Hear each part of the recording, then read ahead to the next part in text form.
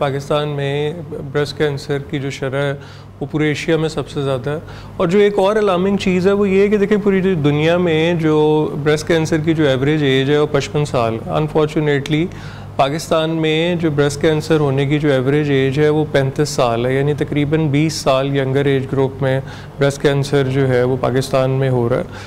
On the other hand मतलब जितने भी कैंसर हैं उनमें से ये वाहिद ऐसा कैंसर है जिसको अगर अर्ली डायग्नोज एक तो किया जा सकता है, क्योंकि इसके जितने सिम्टम्स हैं वो सारे एक्सटर्नल होते हैं, और अगर इसको अर्ली डायग्नोज कर लिया जाए तो इसमें बचने के चांसेस जो हैं वो 95% से ज़्यादा। बिल्कुल बिल्कुल। तो पिंक रिबन कैंपेन का मकसद अगर आप देखेंगे कि आज से मुल्क भर में जो रिंग टोन है उस पर भी ब्रेस्ट कैंसर के बारे में मैसेज दिया जा रहा है। और पिछले चंद सालों से पिंक रिबन की कोशिश ये रही कि हम हर वो तरीका इख्तियार करें जिससे हम ज़्यादा से ज़्यादा ख़वातीन तक अर्ली डिटेक्शन के बारे में बात कर सकें, क्योंकि अगेन इस मतलब अभी भी हम ये देखते हैं कि इस मॉडर्न एरा में भी जो ब्रेस्ट कैंसर है उसको लेके ख़वातीन जो हैं या तो वो स्टीरियोटाइप हैं या टैबूज नहीं तोड़ पा रही, वो जो मिथ्स एंड मिसकंसेप्शंस हैं और मतलब उसको छुपा लिया जाता है, उसको बताया नहीं जाता। अगर सिम्टम भी को महसूस हो तो उनको भी इग्नोर किया जाता है।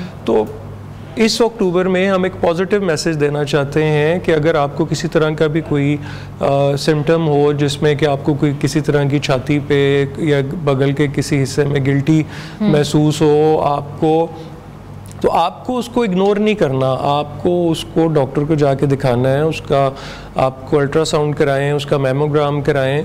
और अगर ये बिल्कुल जब अगर अर्ली स्टेज पे अगर आप इसको डायग्नोज कर लेते हैं तो मे बी एक सिंपल सर्जरी जो है वो आपकी ज़िंदगी बचा सकती है और आप इस मर्ज से बच सकते हैं। लेकिन अगर आप जिस तरह इस आंखें बंद करके और इसको डिले करेंगे, क्योंकि इसमें जो सबसे इम्पोर्टेंट चीज़ है वो टाइम है, जितना इसको डिले किया जाए वो मर्ज जो है वो बढ़ता जाता है। और साहब आपने इधर बात की कि पाकिस्तान में जो एज लिमिट है लाइक स्टार्ट हो रही है वो 35 से स्टार्ट हो रहा है जिनको ब्रेस्ट कैंसर डायग्नोज हुआ है। पूरी दुनिया में जो है 55 एज है। क्या वजह है ये इतना हमारे पास डिक्रीज़ क्यों है, इतनी अर्ली एज में क्यों ब्रेस्ट कैंसर हो रहा है? क्या अर्ली मैरिजेस? नहीं, बल्कि मतलब देखें ये इनफैक्ट हमारी जो ईटिंग हैबिट्स हैं अनफॉर्चुनेटली उसकी वजह से ऐसे है, क्योंकि हम ये देखते हैं कि जो हमारे यहाँ हम बहुत सारी ऐसी खुराक का इस्तेमाल कर रहे हैं जिसमें स्टीरॉइड्स और हार्मोन्स जो हैं वो यूज़ किए जा रहे हैं। अब ये जो स्टीरॉइड्स और हार्मोन्स हैं ये ह्यूमन हेल्थ के लिए नुकसानदेह हैं और फीमेल हेल्थ के लिए ये बहुत ज़्यादा नुकसानदेह है। अगर आप ये देखें कि पिछले 20-25 साल में जनरली ख़वातीन में हार्मोनल इम्बैलेंस जो है और उससे रिलेटेड जो बीमारियां हैं वो ज़्यादा हुई हैं, जिस तरह PCOS है या और बहुत सारे हार्मोनल इश्यूज़ हैं।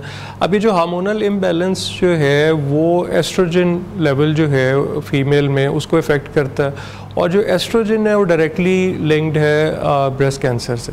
तो मतलब अभी जो रिसेंट रिसर्च हैं वो ये बताती हैं कि ब्रेस्ट कैंसर का जो रिस्क है उसको 40% कम किया जा सकता है लाइफस्टाइल चेंज के साथ। अब लाइफस्टाइल चेंज का मतलब ये है कि जो हमारी ईटिंग हैबिट हैं वो बेहतर की जाए। हम बहुत ज़्यादा जो प्रोसेस्ड फूड है वो खा रहे हैं, जो बहुत सारे फिज़ी ड्रिंक्स पी रहे हैं, जो वाइट शुगर का इस्तेमाल है, उसके अलावा फ़िज़िकल एक्टिविटी। और एक बहुत इंपॉर्टेंट चीज़ ये है कि हमारी जो स्लीपिंग हैबिट्स हैं, क्योंकि आप ये देखें कि पिछले चंद सालों में आहिस्ता आहिस्ता अगर हम अपने ग्रैंड पेरेंट्स से अपने तक देखें तो हमारी जो स्लीपिंग हैबिट्स हैं, अब मतलब मेडिकल साइंस ये बताती है कि जो 10 बजे से 2 बजे तक का जो टाइम है रात को सोने का, उसमें बॉडी अपने आप को रिपेयर करती है। और अगर आप 2 बजे के बाद चाहे 12 घंटे सोएं तो आपको वो हेल्थ बेनिफिट नहीं मिल सकता। तो ये ओवरऑल हमें अगर हम अपनी हेल्थ को फोकस करें तो हम प्रिवेंट कर सकते हैं ब्रेस्ट कैंसर को। अच्छा सर, आपने बताया कि बीमारी है और हर 9 में से एक खातून जो है इस बीमारी का शिकार है। सिम्टम्स जो हैं उसके ऊपर बात करना बहुत ज़रूरी है। कुछ ख़वातीन को ये नहीं पता लगता है कि सिम्टम्स है, वो समझते हैं कि एक कहते हैं ना कि रसोली सी निकल आई है और ख़ुद ही डाइल्यूट हो जाएगी। They don't go to medical practitioners not they got for any observations and stuff. तो आप क्या समझते हैं कि अर्ली सिम्टम्स क्या क्या हो सकते हैं? देखिए बिल्कुल अर्ली सिम्टम्स को समझना बहुत ज़रूरी है। उसमें ये है कि अगर छाती के किसी हिस्से में या बगल के नीचे कोई गिल्टी है, अच्छा, और ये जो गिल्टी है इसमें पेन नहीं होती, तो इसीलिए हमने देखा है कि बहुत सारी ख़वातीन इसको इग्नोर करती हैं कि इसमें किसी को दर्द नहीं होती। अच्छा, जो जिसमें पेन होती है वो कैंसरस नहीं होती, इज इट लाइक दैट? देखें, पेन जो गिल्टी में, जो कैंसरस गिल्टी है उसमें पेन तब होती है जब वो बहुत एडवांस्ड हो जाती है। Third stage. तो एक तो ये कि किसी तरह की भी, अच्छा वैसे भी जनरली अगर आपकी बॉडी में कोई भी ऐसी ग्रोथ हुई है जो कि अनयूजुअल है, जो नहीं थी और अब हो गई है, तो उसको तो वैसे ही सीरियसली लेना चाहिए। मतलब वो किसी स्टेज पे वो तकलीफ दे, नुकसानदेह हो सकती है। तो एक तो गिल्टी कोई छाती में बगल के नीचे है, अगर जो छाती की स्किन है उसके ऊपर कोई रैशेज़ या कोई डिम्पलिंग हो गई है, अगर छाती से किसी किस्म का कोई डिस्चार्ज शुरू हो गया है, तो ये अर्ली सिम्टम्स हैं, इन सिम्टम्स को सीरियसली लेना। अच्छा, और ये अर्ली डिटेक्शन के जो 3 बहुत सिंपल तरीके हैं। एक तो ये है कि प्यूबर्टी की एज के बाद हर फीमेल जो है वो महीने में एक दफ़ा कोई डेट फिक्स करे और अपना सेल्फ एग्जामिनेशन करे। ठीक है।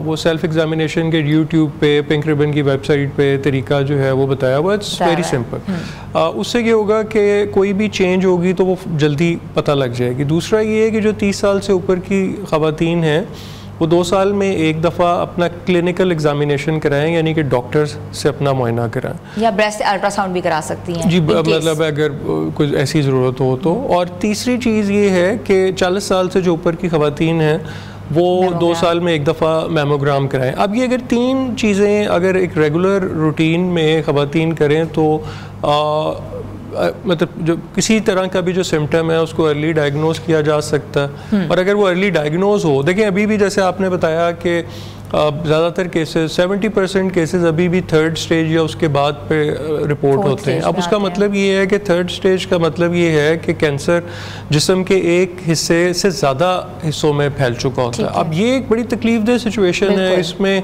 ट्रीटमेंट जो है उसमें कीमो भी, रेडिएशन भी शामिल हो जाती है, उसकी तकलीफ़ बहुत ज़्यादा है, उसकी वो एक्सपेंसिव बहुत ज़्यादा हो जाती है। तो फोकस पहले तो हम कोशिश करें, पहले से डिटेक्ट कर लें, वहीं पकड़ें। अच्छा, उमर आफ्ताब साहब ये बताइएगा कि जेनेटिक्स कितना हेल्प करते हैं? ये क्या ज़रूरी है अगर आपकी माँ को या परनानी को या नानी को या दादी को कैंसर है, ब्रेस्ट कैंसर, तो वो आगे आने वाली जनरेशन में भी आएगा? Is it like that? देखें, कोई जो जेनेटिक रिस्क जो है वो तकरीबन कोई 5 to 7% सिर्फ होता है। मतलब ऐसे नहीं है कि अगर आपकी वालदा या मतलब फर्स्ट रिलेटिव जो है ना जी, नानी, दादी, खाला, फूफो, वालदा। अक्सर डॉक्टर्स ये नोशन देते हैं कि जिसकी फैमिली में कैंसर है उसको तो बहुत ज़्यादा एहतियात बरतनी चाहिए। अगर तो मल्टीपल है, मतलब जैसे हम बहुत सारे ऐसे पेशेंट्स को मिलते हैं जिनकी नानी को भी था, वालदा को भी था, खाला को भी था, तो ये this is a serious situation. अच्छा, इसके लिए भी अब ये है कि मतलब अब जो जेनेटिक टेस्टिंग भी अवेलेबल है, यानी कि BRCA1, BRCA2 जीन की टेस्टिंग जो है वो पहले पाकिस्तान में नहीं हो रही थी, अब वो पाकिस्तान में हो रही है। इनफैक्ट पिंक रिबन जो है वो centre for molecular biology Punjab university का है, उसके साथ मिल के भी ये सर्विस प्रोवाइड कर रहा है बहुत नॉमिनल से चार्जेस के ऊपर।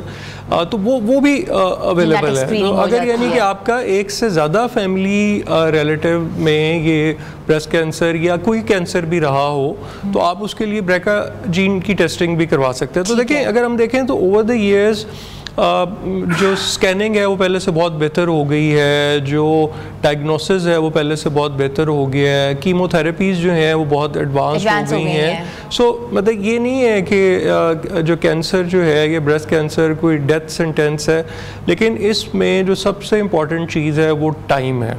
और जब अर्ली सिम्टम डायग्नोज होगा उतना ही जो है वो जो अगला जो पाथवे है पेशेंट का, उसका जो ट्रीटमेंट है वो आसान भी होगा, कम तकलीफदेह भी होगा, और उसके बाद में जो है अच्छा। और एक चीज़ और ये कि मैं बिल्कुल आपके थ्रू लोगों को ये बताना चाहता हूँ कि ऐसे नहीं है कि 4th स्टेज का मतलब ये नहीं है कि खुदा ना खास्ता जो ये कोई डेथ सेंटेंस है। We have seen number of 4th stage breast cancer patients जिनका ट्रीटमेंट हुआ और दे सर्वाइव। लेकिन मैसेज ये है कि जितना जल्दी हम इसको डायग्नोज करेंगे उतना बेहतर लाइफ होगी उसके